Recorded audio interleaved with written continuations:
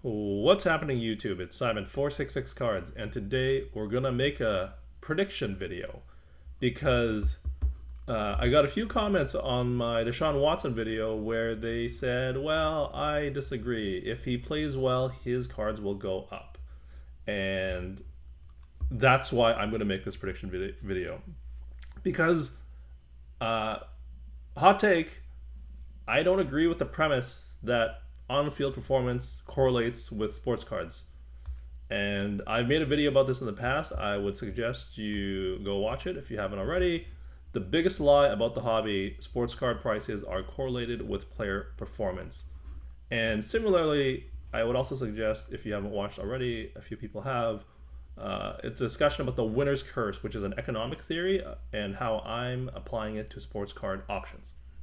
Having said all that, the premise of if players perform well, their card prices will go up. Well, that means if you have a great career, then your card prices really must be high, right? So I think about someone like Drew Brees, shout out to the sports card dad. He had a great career, accomplished a lot, right? He should have prices that are sky high, not Tom Brady high, obviously, not Peyton Manning high, but higher than the current crop of prospecting or prospected QBs, right? And yet, when you go to his, and I'm a card ladder here, you go to his pricing, 2001 tops, Drew Brees, PSA 10, $235 for a Pop 567 card. It's pretty low pop compared to some of the current day quarterbacks, and very low pricing. You would not assume that based off of Drew Brees' accomplishments. Second, here's Ben Roethlisberger. He also did a lot in his career. 2004 Topps Chrome PSA 10, pop less than 200, last sold for less than $500. So this is all to say, you can have a great career, but unless you are the best of the best, i.e. Tom Brady, your pricing isn't gonna be there long term. And so if this is the end result once you retire, and you look at the current day prospecting prices now, you have nowhere to go but down, unless you're like Patrick Mahomes. Literally, unless you're Patrick Mahomes. Here's a hypothetical exercise for you to think about.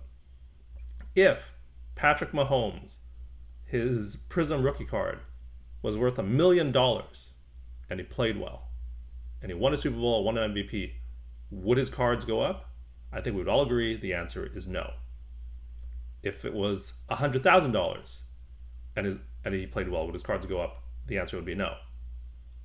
$50,000, $10,000. And then you get all the way down to his current pricing, $4,000. There is no rhyme or reason as to why this is $4,000, except that it's $4,000. And if you look at his pricing a year ago, September of 2022, before he won a Super Bowl, before he won an MVP, all that stuff, his pricing was $4,000. It hasn't gone up despite on-field performance. He did all the things you could possibly ask for a quarterback. Won a Super Bowl, won an MVP, led his team the entire way. So that's what's going to lead to this video and this prediction. I have broken down all 32 quarterbacks, and I've separated them into the quarterbacks from the last 5 years or 6 years, from 2017 onwards, and then the ones before that. All of these ones that I've highlighted in red are what I'm going to call the investable, the quote-unquote investable quarterbacks. So you have Ritter, Lamar Jackson, Josh Allen, Justin Fields, Joe Burrow, Deshaun Watson, Jordan Love, Trevor Lawrence, Patrick Mahomes, Herbert, Tua, Mac Jones, Daniel Jones, Jalen Hurts, Brock Purdy, Sam Howell. The people I am not including in that group is Kyler Murray, because he's injured, and I'm not getting into who his backup is because I think we all agree that doesn't matter. Dak Prescott, because he was drafted 2016. All these guys that I included are 2017 or earlier. So Prescott is 2016, and his rookie card is now $160. Russell Wilson, Jared Goff, Matthew Stafford, Garoppolo, Cousins, Derek Carr, Rodgers, Pickett. The reason why I exclude Pickett is because, and I'm probably going to make a separate video about this, but his gem rate is insane. And that's why I'm using a PSA 9 Silver Prism. Why? Because literally no PSA 10 Silver Prism exists. Anyways, moving on. Geno Smith, Baker Mayfield, Ryan Tannehill, and I'm excluding Bryce Young and Stroud and Anthony Richardson because they don't have any 2023 product yet. So there are these 16 quarterbacks that people are speculating on, prospecting on, whatever you want to call it. And these are the big names of today. So that's 16 quarterbacks.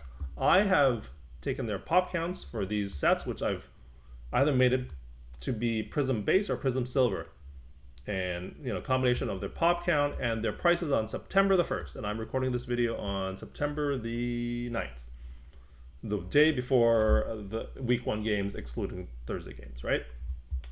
And of these 16 quarterbacks that were drafted from 2017 and onwards, excluding the current year class, and Kyler Murray because he's injured, and Pickett because he has a weird printing pop count thing. What would you say in terms of what their pricing is before opening week versus what they will be after the season ends? I'm going to call it February the 1st. And what do you think the trending of these 16 quarterbacks will be in the next 5 or 6 months? Here's my prediction. There are 16 quarterbacks. I am going to say that out of these 16 quarterbacks that are more, like, these are the ones that people are speculating on the most. I don't think many of them will actually see noticeable increases in their card prices. And I would not be shocked if none of them saw notable increases in the card prices. And so I'm going to measure them each and every week. I'm going to grab this on the October 1st, November 1st, December 1st, January 1st, and February 1st. And I'm going to see what their card prices are. And if I'm going to make a bold prediction, I would say, if it goes up like 5%, nobody's going to care. And in fact, it doesn't even cover the eBay fees. So my prediction is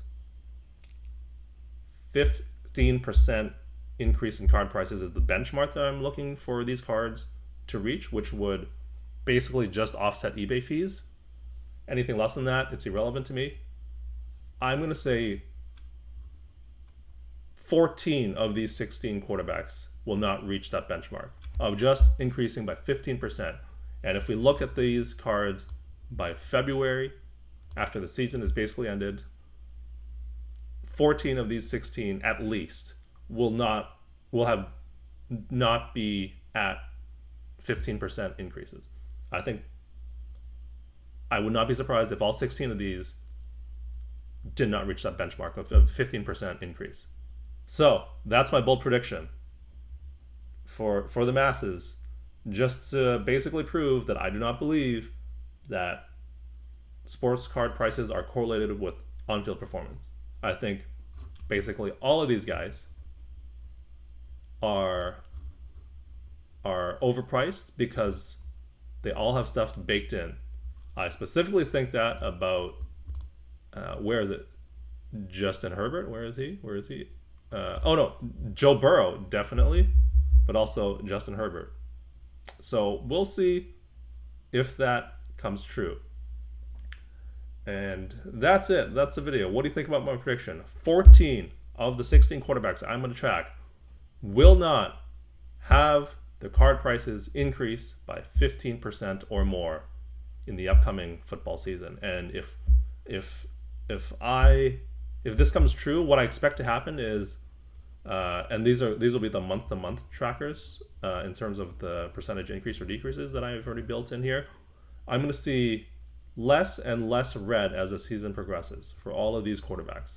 So there might be a touch of green here, a touch of green here, a touch of green here, but as we get closer to November and December, that green is going to disappear, and by February, end of the season, it's just going to be a sea of red. That's going to be my prediction. So that's it. That's the video. Would love to hear your thoughts on this prediction. Again, definitely watch those 2 videos that I recommended earlier. I will put them in the description below. Thank you as always for listening and watching, and I will talk to you all soon. Cheers.